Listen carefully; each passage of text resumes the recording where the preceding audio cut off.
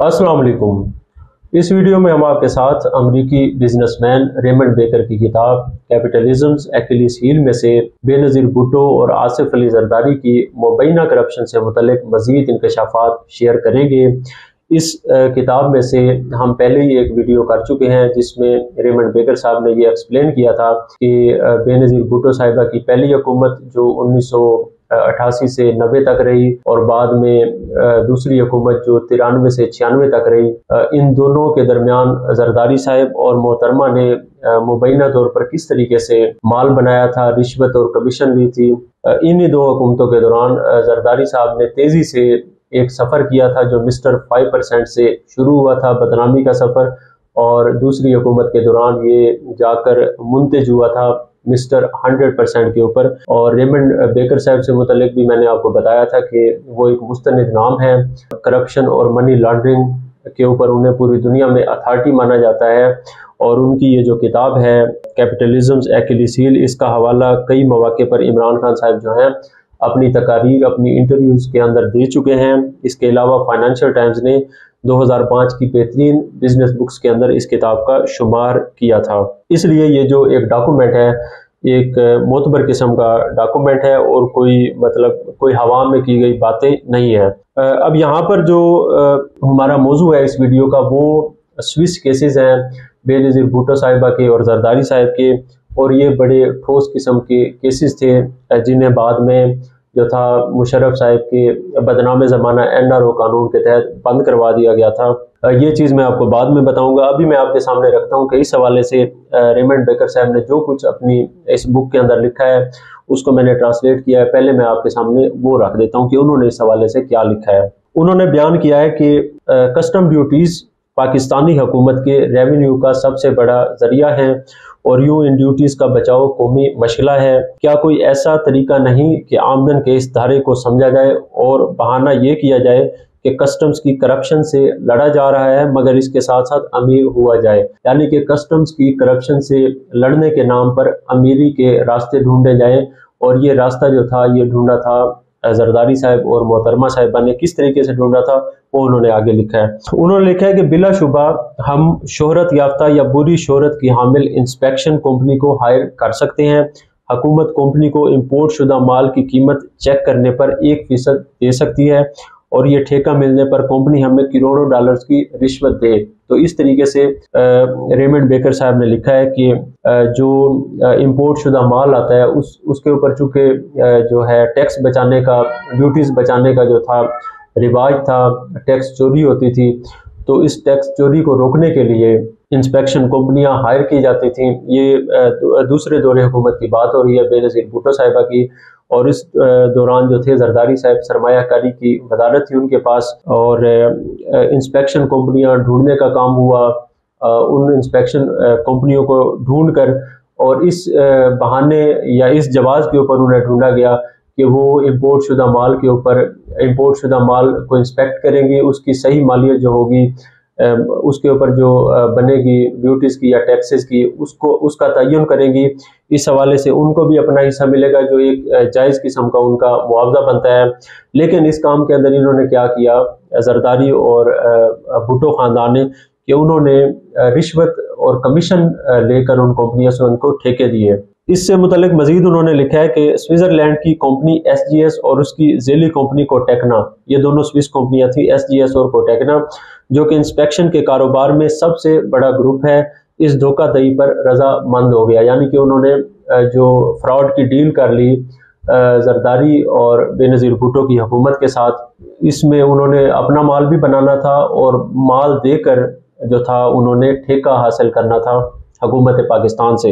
1994 के खतूत में consultancy fees का वादा किया गया। इसका मतलब बेनज़ीर भुट्टो और आसिफ अली जरदारी की ब्रिटिश वर्जिन आइलैंड्स में 2 ऑफशोर कंपनियों जिनका नाम बोमर फाइनेंसेस और नसाम ओवरसीज था, उनको 6% और 3% रिश्वत देना थी। ब्रिटिश वर्जिन आइलैंड्स की इन कंपनियों के स्विस बैंक अकाउंट्स में 12 ملین ڈالرز کی ادائیگی کی گئی۔ تو انہوں نے الزام لگایا ہے کہ یہ جو سوئس کمپنیوں کو ہائر کیا گیا تھا بے نظیر بھٹو کی حکومت کے دوران 1994 میں، ان سے 12 ملین ڈالرز کی جو تھی رشوت لے کر مبینہ طور پر ان کو ہائر کیا گیا تھا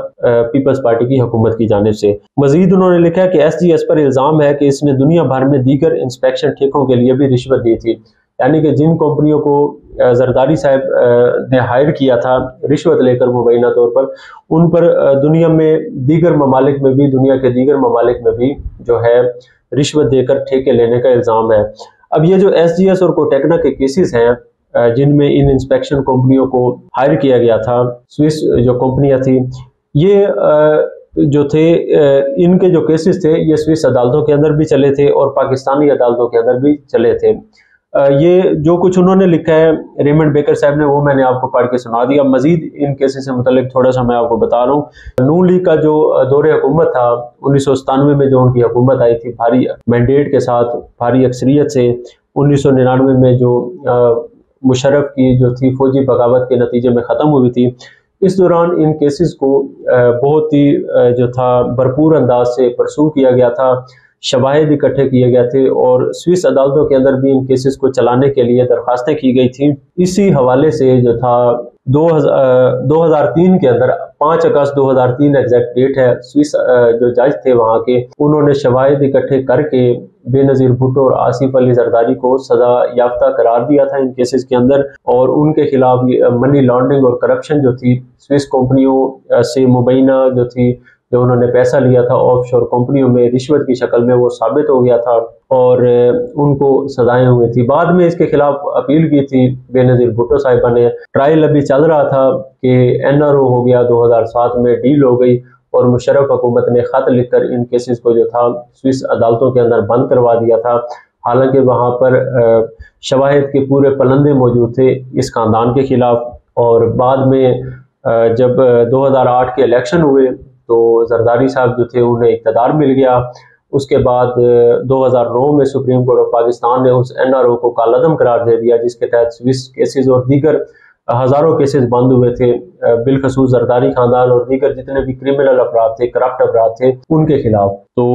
بعد میں وہ خط والا معاملہ چلتا رہا۔ یوسف رضا گیلانی صاحب جو تھے وزیر اعظم، انہوں نے اپنی جو تھی وزارت عظمیٰ قربان کر دی، مگر خط لکھنے سے انہوں نے انکار کیا۔